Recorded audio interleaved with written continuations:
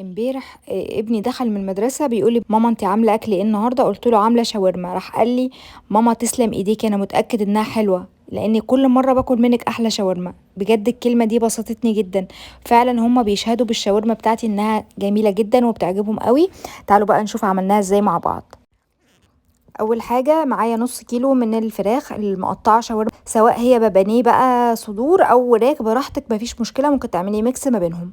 معايا كمان ميه من البصل، انا عصرتها في الخلاط، مش ميه بصل يعني خفيفه، لا اللي هي البصله اتحطت في الخلاط وعصرتها بشويه ميه صغيرين. معانا كمان معلقتين من الزبادي. طبعا انا بقول لكم المكونات على نص كيلو، لو عايزه تكتري بقى اكتر هتزودي التتبيله. حطيت بقى عليهم معلقه من الخل، وكمان معلقه صغيره من دهن الخروف اللي هي بتبقى اللي حته كده بتدي طعم حلو قوي. هنحط بقى البهارات عباره عن ملح وفلفل وبابريكا وبهارات لحمه او فراخ، ولو عندك كمان توم باودر حطي نص معلقه شاي كده مش كتير. هنقلب بقى كل الحاجات الجميله دي مع بعضها ونسيبها مثلا نص ساعه او ساعه مش اكتر من كده.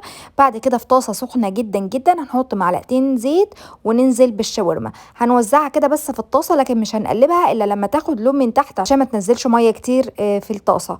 تمام، هنا بدات اقلبها لما اخدت لون من تحت، وبرده هي بتنزل ميه بسيط، بنسيبها لحد ما تنشف وتستوي في الميه بتاعتها. هنا بقى جهزت بقى الخبز بتاع التورتيلا، ممكن تحطي اي خبز انت عايزاه مفيش اي مشكله.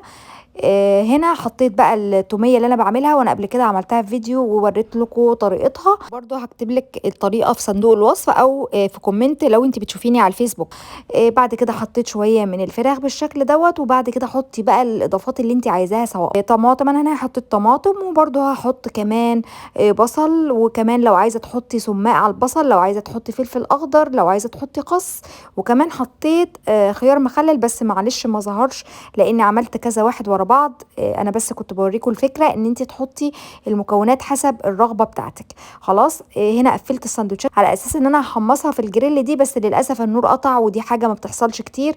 رحت عملتها في الشوايه اللي هي بتاعه البوتاجاز على النار من فوق كده، وممكن تعمليها في طاسه سخنه، اي طاسه عندك، تشويحه كده على الجنبين عشان يتحمصوا ويبقى كريسبي من بره شويه. سامعين الصوت عامل ازاي؟ عايزه اقول لكم ان اولادي لما بيجوا يلاقوني عامله الاكله دي بيبقوا في منتهى السعاده بجد. تعالوا كده نقسم الساندوتش مع بعض ونشوفه من جوه عامل ازاي. بصوا الجمال، والله العظيم الساندوتش روعه جدا، طعمه تحفه بجد، يعني انتوا مش متخيلين الطعم عامل ازاي. وطبعا الساندوتش نضيف، يعني انت عاملاه في البيت كده بنظافه، الخس مغسول، كل حاجتك نظيفه، هتعملي احلى ساندوتش في البيت ومش مكلف خالص. النص كيلو هيعمل لك شويه حلوين جدا.